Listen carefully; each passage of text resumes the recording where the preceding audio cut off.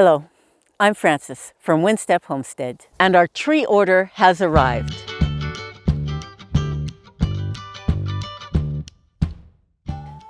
It's very windy here. I hope the sound is okay. It's a cloudy, windy day, but it's perfect for planting and sowing and digging. So it's a good day for that. So we ordered back in the fall fruit trees, berry vines, and grapevines.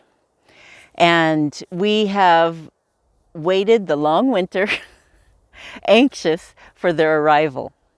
And they finally arrived in a huge box, and they were wrapped just beautifully. It really was like Christmas, opening up that package and finding all of those beautiful fruit trees and the berry vines and the grapevines and the blueberry bushes and the strawberry plants. It was just amazing, and they all looked just wonderful.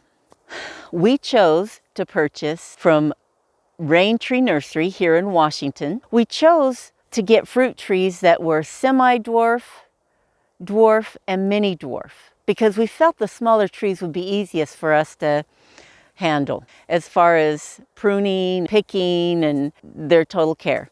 And we're able to use this very small space. We have acres of a field, and the trees that we have are taking up a very small space.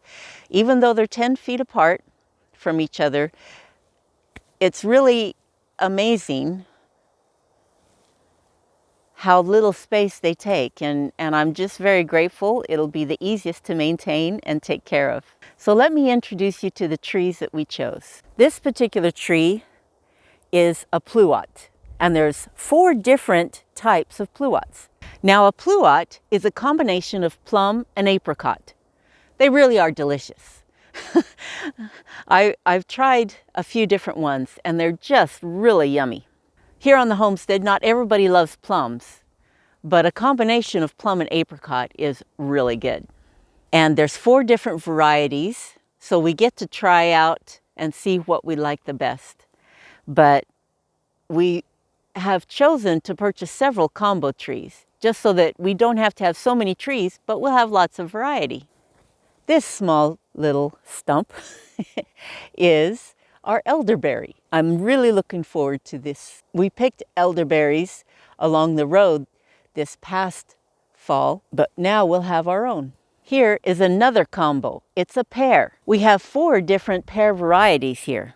We have a rescue pear, a Harrow Delight pear, a Bosco pear, an Orchis pear,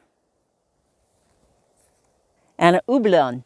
It really is lovely how much it's branching out with all the different varieties of pear. This is an apple combo tree. It's called a cider combo tree. So all of the 4 different branches are a different variety that work great for making cider. This is another apple combo tree. And we have 4 different combos here again. And these are more for fresh eating apples, not so much for juicing like the cider. But each branch is a different variety.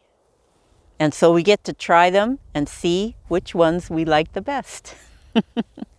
This one is a nectarine combo tree. This combo tree has 3 different nectarines, but it's on a peach rootstock.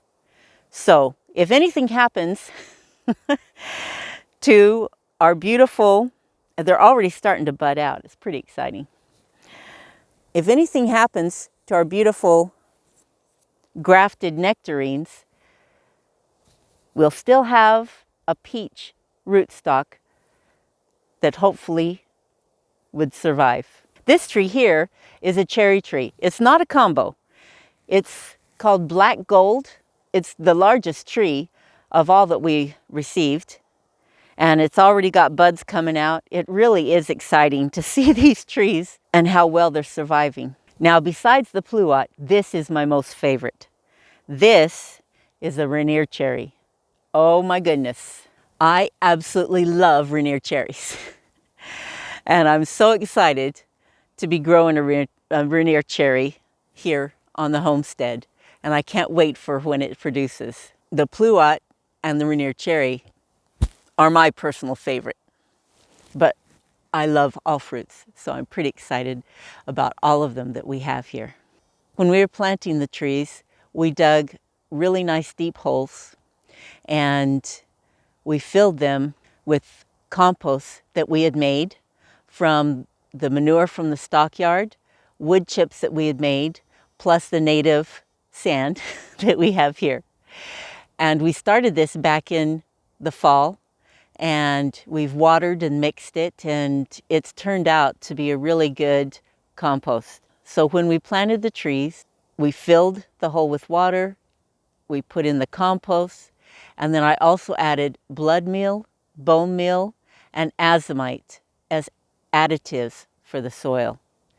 And then we filled the hole the rest of the way, added more water, and then the nursery suggested that we use the shredded paper mulch that was around the roots of the tree as a mulch on top of the ground around the tree. And so that's what we've done around all the trees. And it's been a really nice mulch because unfortunately our wood chipper is still in the shop. And so we can't make any wood chips for mulch as yet. So this has worked out really well. Now we've also put these cages around all of the trees to help deter any critters and deer. Unfortunately, the cages aren't as tall as the tree, so we're going to have to add probably some additional chicken wire to get it up high enough to make sure that the deer don't chew our trees. We've also added this sonic repellent to try to keep the critters, the underground mound-making, tunnel-making critters, to keep them away from our trees.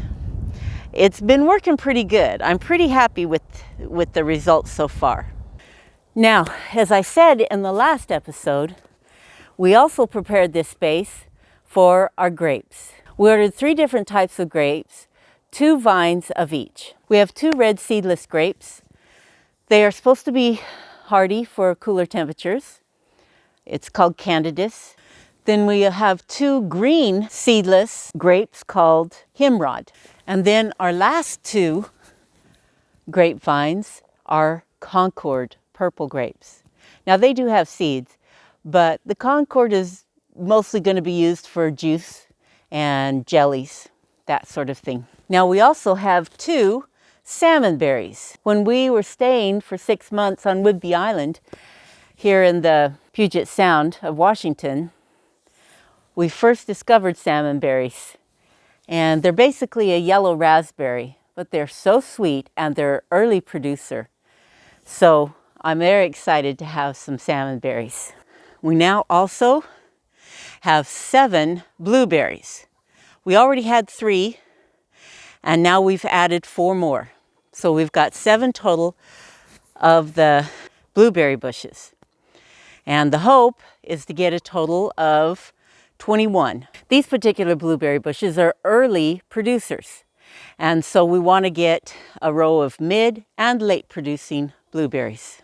This is 4 thornless blackberries called Triple Crowns. We have a friend in California that has a large crop of Triple Crowns, and they are the most amazing berry.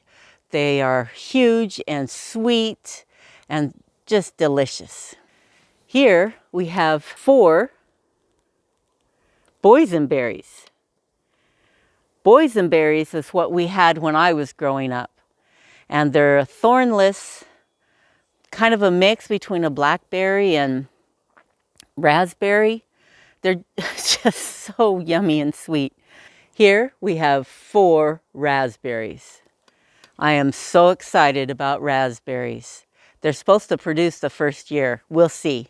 I don't know if they will or not, but I'm pretty excited to find out. And this is our huge strawberry patch. It just keeps going and going. There is a total of 100 strawberries here. We thought we were just ordering 4 strawberries, Because they were rather expensive, we thought, well, we'll get 4 and then we'll propagate them because strawberries are very easy to do that. Surprisingly, it was actually a group of 25 in each order. So we unknowingly ended up with 100 strawberries because we ordered 4 orders of strawberries and there was 25 in each order. So we have lots of strawberry plants and I can only hope they'll all produce well. They're supposed to produce in the first year, so I'm very hopeful that we'll get some strawberries this year. They're already leafing out, so I'm pretty excited to see that. There you go. You see that leaf? The green leaves are coming in already. Now, this was my vegetable garden last year. All of my vegetables are going to be in the grow boxes this year. And the terrace will be used for our berries. It's starting to rain. We are going to be putting up some weed cloth and mulching on top of that around all of the berries. So that's why we didn't worry about all the grass and weeds that are coming in. It's a little distracting at the moment, but we just got them in and we still got to get the weed cloth and mulch put on top of that so that we don't have to worry about weeding around all of the berries. We're so excited to have these here. It's really going to make a beautiful addition to the homestead.